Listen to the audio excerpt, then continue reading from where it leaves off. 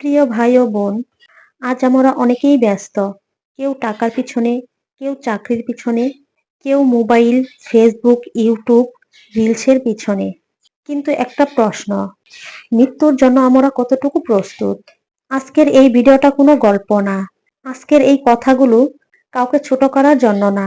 আজকের এই উপদেশ আমাকে, আপনাকে, আমাদের সবাইকে জানানোর জন্য। প্রিয় ভাই ও বোন, এই দুনিয়া বড়ই অদ্ভুত।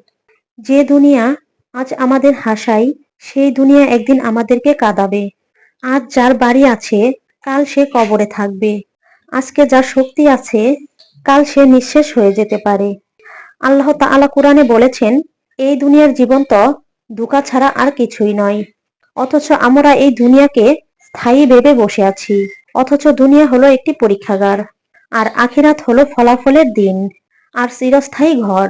ভাই ও বোন, মৃত্যু কোনো অপশন না। মৃত্যু নিশ্চিত। মৃত্যু ধনী গরিব দেখে না। মৃত্যু বয়স দেখে না। মৃত্যু ঘোষণা দিয়ে আসে না। আজ যে মানুষটা পাশে বসে আছে, হয়তো কাল সে জানাজায় থাকবে। আজ যে মানুষটা সুস্থ, হয়তো রাতে সে কবরে।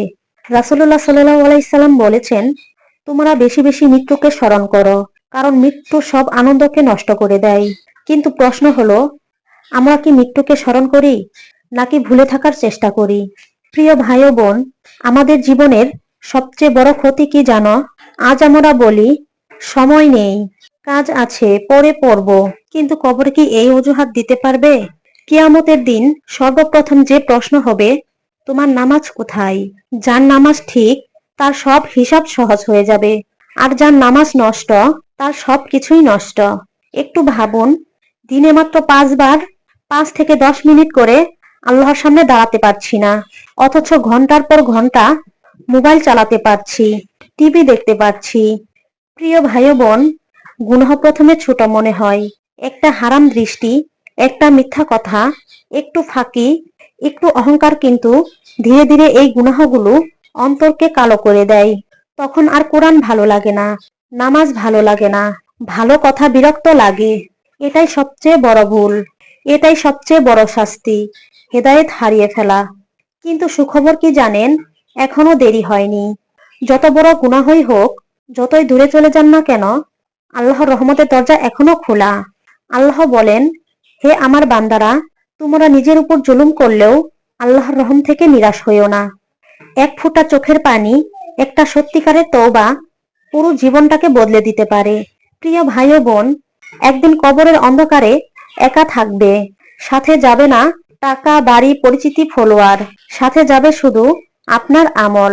যে নামাজ পড়ছে সে আলো পাবে, যে কোরআন পড়ছে সে সঙ্গী পাবে, আর যে আল্লাহকে ভুলেছে সে আফসোস ছাড়া কিছুই পাবে না।